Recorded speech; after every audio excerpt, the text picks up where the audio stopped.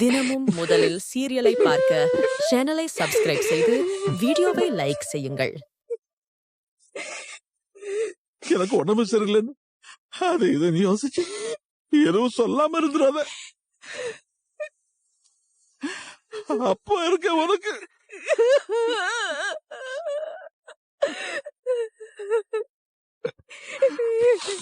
எனக்கு தெரியும்பா.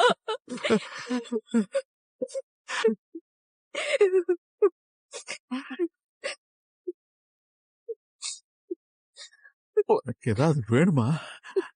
இல்லப்பா, வேண்டாம். பணம் ஏதாவது வேணுமா? அப்பா என்கிட்ட இருக்கு. இல்ல வச்சுக்க, அப்பா வச்சுக்க. என்கிட்ட இருக்குப்பா. இல்ல நீ வச்சுக்கமா, நான் சொல்றேன்ல, இத வச்சுக்க. அப்பா என்கிட்ட இருக்குப்பா. நீங்க வைங்க, உள்ள வைங்க, உள்ள வைங்க.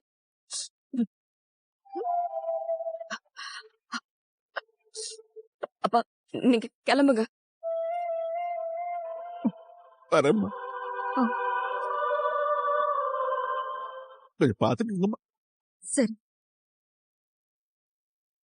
பத்திரமா பாத்துக்கங்க.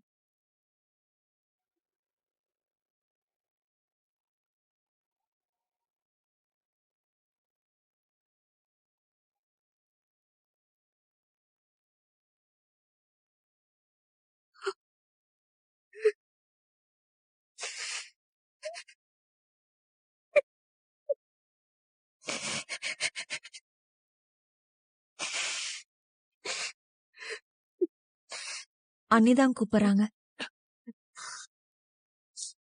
அண்ணி, என்ன பண்ற ரேவதி?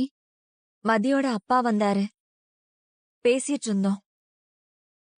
அவர் அங்க வந்திருந்தாரா? ஆமா அண்ணி, என் ஹஸ்பண்ட் அவர்கிட்ட தனியா என்னமோ பேசினாரு. அப்புறம் மது கிட்ட பேசிட்டு இப்பதான் கிளம்பி போனாரு. நாங்க இருக்கோம், பாத்துக்கிறோன்னு ஆறுதல் சொல்லி இப்பதான் அனுப்பி வச்சேன். அவர் இங்கேயும் வந்திருந்தாரு ரேவதி. ஆமா அண்ணி, சொன்னாரு. மதி எப்படி இருக்கா? பக்கத்துலதான் இருக்கா, இருங்க குடுக்கறேன். இல்ல வேணாம் வேணாம். நீங்க பேசிட்டு என்கிட்ட போன குடுக்கறீங்களா? மதி போன் கேக்குறா அண்ணி, நான் குடுக்கறேன். இல்ல வேணாம் ரேவதி, வேணாம் வேணாம். என்னாச்சு உங்க 2 பேருக்கும்? என்ன? ஆ, அது நான் கொஞ்சம் வேலையா இருக்கேன். நான் அவகிட்ட அப்புறமா பேசுறேன். அவன் நல்லா இருக்கால? ஆ, நல்லா இருக்கா. அவள பாத்துக்கோ ரேவதி. நான் பாத்துக்கறேன் அண்ணி. நான் வைக்கிறேன்.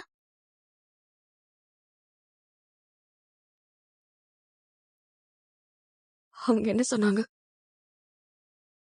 வேலையா இருக்காங்களா, அப்புறம் பேசுறேன்னு சொன்னாங்க. உன்னை நல்லா பாத்துக்க சொன்னாங்க.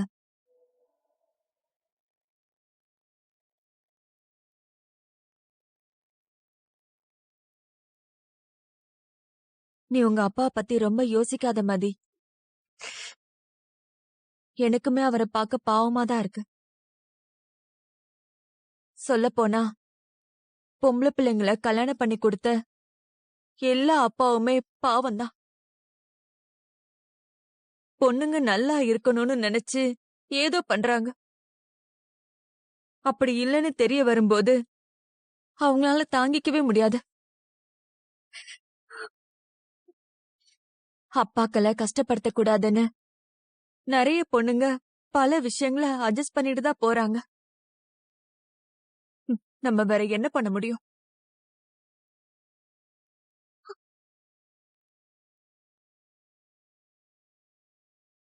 நீ எதையும் மனசுல வச்சுக்காத மதி, எல்லாம் சரியாயிடும். சரியா?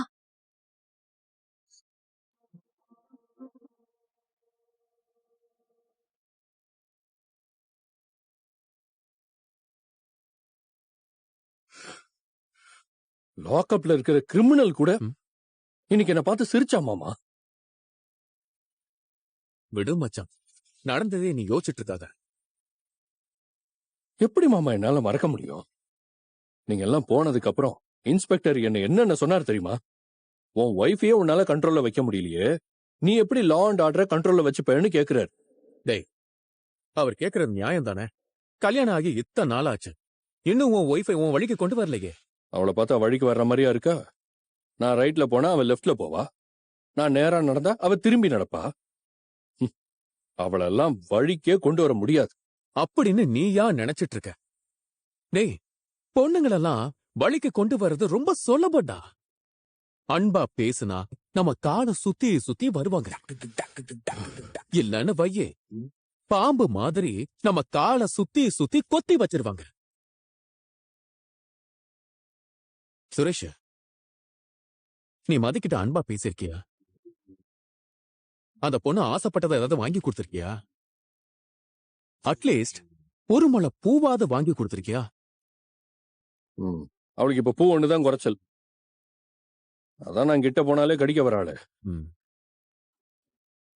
உங்க 2 பேருக்கு நடுவுல ரொமான்ஸ்னு ஒண்ணு இருக்கா இல்லையா? வெறுப்பேத்திட்டு இருக்காதீங்க மாமா. டேய், கேக்குறேன்னு தப்பா நினைக்காத. நீங்க 2 பேரும் இன்னும் வாழ்க்கைய தொடங்கலையா? டேய், உன்னதாண்டா கேக்குறேன்.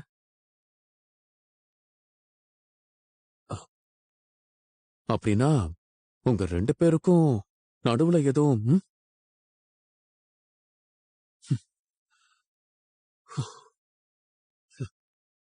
எப்படிரா மச்சான்? எப்படி கல்யாணம் பண்ணி எப்படா உன்னால பிரம்மச்சாரியா வாழ முடியுது? எனக்கு அவளை பார்த்தாலே பயமா இருக்கு, வெறுப்பா இருக்கு மாமா. அவ கூட எப்படி நான் குடும்பம் நடத்த முடியும்?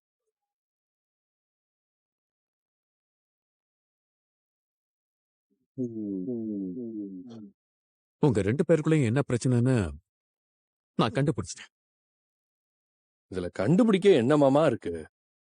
என்ன கேட்டா நானே சொல்லுவேனே, எங்க 2 பேருக்கும் எந்த பிரச்சனையும் இல்ல, மதிதான் பிரச்சனையே. இல்ல மச்சான், எனக்கு தெரிஞ்ச மதி உன் மேல கோபமா இருக்கா. நானும் தான் அவன் மேல கோவமா இருக்கேன். நீ சொல்ற கோபம் வேற, நான் சொல்ற கோபம் வேற. என்னடா, கல்யாணம் ஆகி இத்தனை நாள் ஆகியும் நம்ம ஹஸ்பண்ட் நம்ம கிட்ட நெருங்கவே மாட்டேங்கிறானேன்னு பொண்ணுங்க கோவப்படுவாங்க. எனக்கு தெரிஞ்சு மதி அந்த கோவத்துலதான் இருப்பான்னு நினைக்கிறேன்.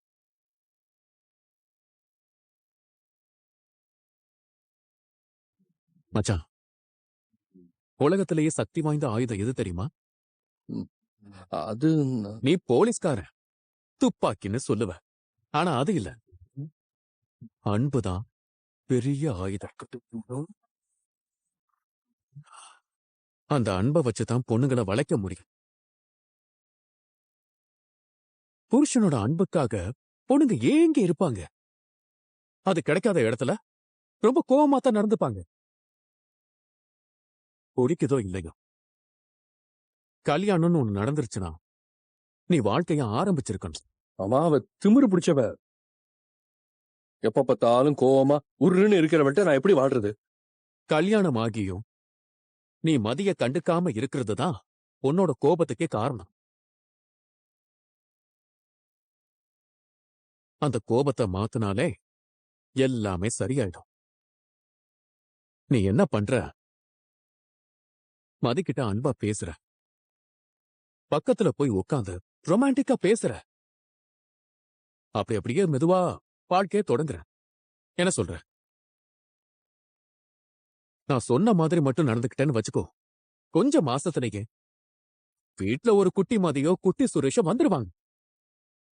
அப்புறம் புள்ளைக்கு டயப்பர் மாத்தணும், தடுப்பூசி போட கூட்டிட்டு போகணும், ப்ரீ கேஜி, எல்கேஜி, யூகேஜின்னு காலேஜ் வர பிளான் பண்ணணும். அதுக்கே உங்களுக்கு நேரம் இருக்காது. இதுல சண்டை போடுறதுக்குலாம் உங்களுக்கு எங்கடா நேரம் இருக்க போகுது? பிடிக்காதவ கூட எப்படி மாமா வாழ சொல்றீங்க? அட போடா, எல்லாரும் புடிச்சு போயாடா வாழ்றாங்க. கடமைக்காக வாழ ஆரம்பிக்கணும். காலப்போக்குல அதுவே பழகிரும். மதியுமே புருஷனுக்கு அடங்குன பொண்ணா, பிள்ளைங்களை கவனிக்கிற பொண்ணா மாறிடுவா. உனக்கும் வாழ்க்கை மேல இருக்கிற வெறுப்பும் மதி மேல இருக்கிற வெறுப்பும் குறையும். ஒரு பிடிப்பு வரும்டா. மதிக்குமே உன்னை பிடிக்கலன்னு நீ நினைச்சிட்டு இருக்க. ஆனா மதிக்கு உன்னை பிடிக்குதுடா. டேய், அதனாலதான் நீ ஃபோன் பண்ணி திட்டினதுமே உன்னை தேடி ஸ்டேஷனுக்கு வந்திருக்கா. இன்ஸ்பெக்டர் டீமே பெருசா எதுவும் கம்ப்ளைண்ட் கொடுக்கல. எங்க வீட்டுக்கு போலான்னு நாங்க கூப்பிட்ட போவோம் அவ எங்க கூட அமைதியா வந்துட்டா. அப்படின்னா என்னடா அர்த்தம்?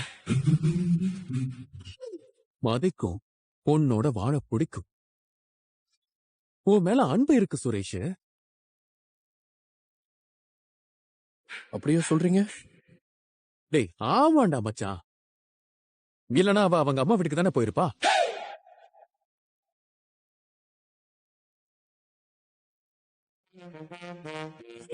டேய் சுரேஷ், மதிக்கு உன் மேல அன்பு இருக்கு. அத நீ தான் வெளியில கொண்டு வரணும்.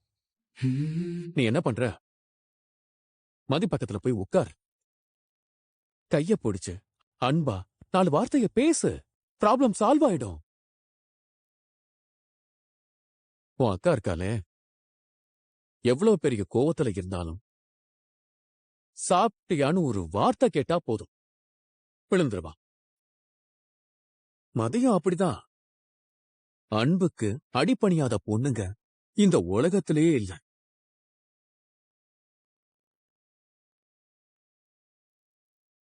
சுரேஷ், நம்ம வீடு ரொம்ப ராசியான வீடு மச்சான். இங்க வாழ்க்கைய தொடங்கிதான் நான் எப்படி இருக்கேன் பாரு. சிங்கக்குட்டி மாதிரி ஒரு பையன், தேவதை மாதிரி ஒரு பொண்ணு. சந்தோஷமா இருக்கேன்டா. அதே மாதிரி நீயும் சந்தோஷமா இருக்க வேணாமா? இன்னைக்கு இந்த வீட்லயே நீ உன் வாழ்க்கைய தொடங்கணும் சுரேஷ்.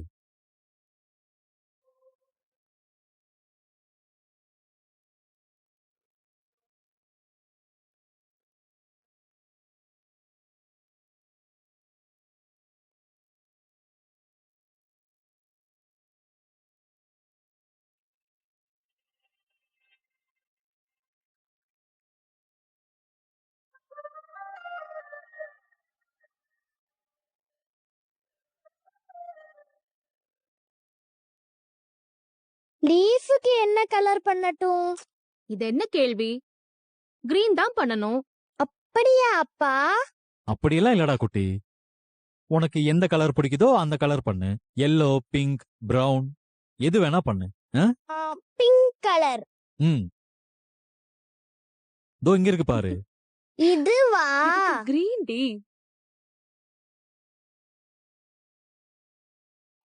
அப்பா, ம் எனக்கு ஒரு டவுட். என்ன? பட்டர்ஃப்ளைக்கு என்ன கலர்னா? அது இல்லப்பா. ஆ. உனக்கு யார பிடிக்கும்? என்னடா திடீர்னு இப்படி ஒரு கேள்வி? சொல்லுப்பா. எனக்கு எல்லாரையும் பிடிக்கும். நான் அப்படி கேட்கல. ம் உனக்கு என்ன பிடிக்குமா? என் தங்கத்தை எனக்கு பிடிக்காம இருக்குமா? நீ என் உயிர்ரா. அப்ப என்ன பிடிக்குமா? இல்ல இந்த கிரையான்ஸ பிடிக்குமா? ஏய், நீ என் உயிர்னு சொல்ற. நீ கிரேயானோட கம்பேர் பண்றியா? சொல்லுப்பா. எனக்கு இந்த கிரேயானை விட உன்னதான் ரொம்ப பிடிக்கும். ம்ம்.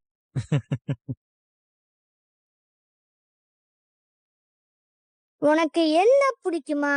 இல்ல அம்மாவை பிடிக்குமா? ஆ, எனக்கு உங்க 2 பேரையும் பிடிக்கும். யார ஃபர்ஸ்ட் பிடிக்கும்? யார ஃபர்ஸ்ட் பிடிக்கும்?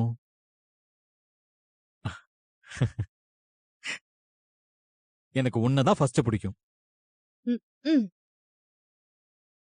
நிஜமாவா? ஆமாடா, எனக்கு ஃபர்ஸ்ட் உன்னதான் பிடிக்கும். அப்புறம் தான் உங்க அம்மாவை பிடிக்கும். பாத்தியா? அப்பாவுக்கு என்னதான் ரொம்ப பிடிக்குமா? நீ கேட்டதுனால உங்க அப்பா அப்படி சொல்றாரு. நான் கேட்டா வேற மாதிரி சொல்லுவாரு. ஏங்க, உங்களுக்கு என்ன பிடிக்குமா இல்ல பாப்பாவை பிடிக்குமா? எனக்கு பாப்பாவை தான் ரொம்ப பிடிக்கும். உன்னை அதை விட கொஞ்சம் கம்மியா தான் பிடிக்கும். வா, வா, வா, வா, வா, வா. எவ்வளவு நேரமா தான் கலர் பண்ணுவீங்க? 2 பேரும் போய் படுத்து ஏய். தூங்குங்க. அம்மா போங்க. அம்மா அம்மா இன்னும் கொஞ்ச நேரமா. அதெல்லாம் ஒண்ணு வேணாம். சரிடா நம்ம தூங்கலாம். நாளைக்கு கலரிங் பண்ணலாம். சரிப்பா. வா.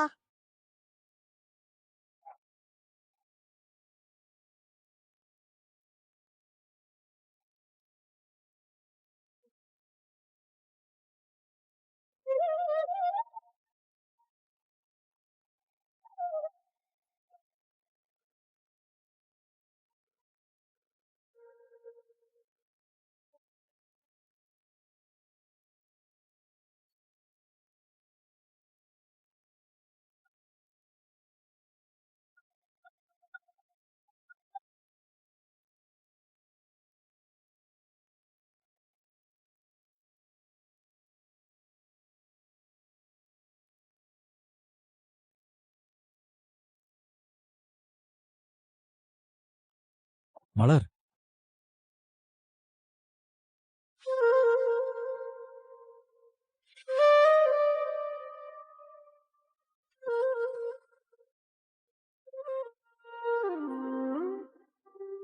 கோச்சுக்கிட்டியா மலரு? எதுக்கு? பாப்பாவை தான் ரொம்ப பிடிக்கும்னு சொன்னதுக்கு. பாப்பாவை தானே பிடிக்கும்னு சொன்னீங்க.